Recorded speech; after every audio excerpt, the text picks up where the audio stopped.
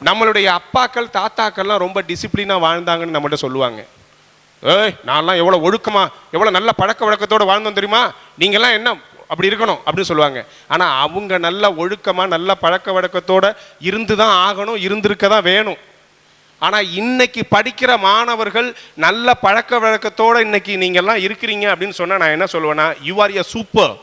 ஏன் சொல்கிறேன் தெரியுமா, இன்னைக்கு internet, Facebook, Twitter, serial, movies, cellphone, எத்தனையோ விஷயங்கள் நம்மளுடைய பிள்ளைகளை சிதறடிப்பதற்கு, சின்னாபின்னமாக ஆக்குவதற்கு, அவர்களை குலைப்பதற்கு, அவர்களை ஒன்றில்லாமல் ஆக்குவதற்கு, தரைமட்டமாக ஆக்குவதற்கு எவ்வளோ விஷயங்கள் இருக்கு. ஆனால் அந்த காலத்தில் இந்த விஷயம்லாம் இருந்துச்சா?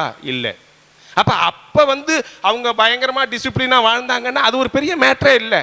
ஆனால் இன்னைக்கு இந்த தருணத்தில் நல்லதை தேடி வருகின்ற அந்த பழக்க வழக்கம் இருக்கிறது பெரிய விஷயம். அதுதான் நம்ம போற்றக்கூடியது, அதுதான் நம்ம பாராட்டப்பட வேண்டியது. இன்னைக்கு நிறையா பேர் ஒருத்த மனுஷன் ஜெயிக்கணும்னா என்ன செய்யணும் அப்படின்னு கேட்டால் யாருக்காவது தெரியாமல் இருக்குதா? ஒருத்தன் ஜெயிக்கணும்னா என்ன செய்யணும்? ரோட்டில் போகிற முனுசாமியை கூப்பிட்டு கேட்டால் கூட ஒரு வாழ்க்கையில் ஒருத்தன் ஜெயிக்கணும்னா என்னையா பண்ணணும் என்ன சொல்லுவாங்களா இல்லையா? கடன்னு சொல்லுவான். விடாமுயற்சி வேணும், நம்பிக்கை வேணும், இலக்கு வேணும், எல்லாம் வேணும்னு சொல்லுவான். நான் கேட்குறேன், நமக்கு எல்லாமே தெரியுது, ஆனால் எல்லாருமே ஜெயிச்சிட்றோமா? ஒரு மனுஷன் ஜெயிக்கணும்னா என்ன வேணும்னு உங்களுக்கு தெரியுமா இல்லையா சார்? தெரியாதா? ஒரு மனுஷன் ஜெயிக்கணும்னா என்ன செய்யணும்னு தெரியுமா இல்லையா? விடாமுயற்சி வேணும், இலக்கு வேணும், நம்பிக்கை வேணும், எல்லாம் வேணும், எல்லாம் தெரியும்.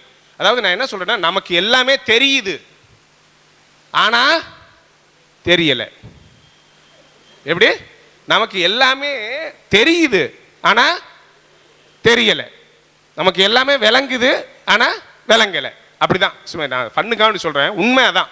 நம்ம ஒரு மனுஷன் ஜெயிக்கணும்னா என்னென்ன செய்யணும் அப்படிங்கிறது எல்லாருக்குமே தெரியுது, ஆனா அதை செயல்படுத்துறோமா?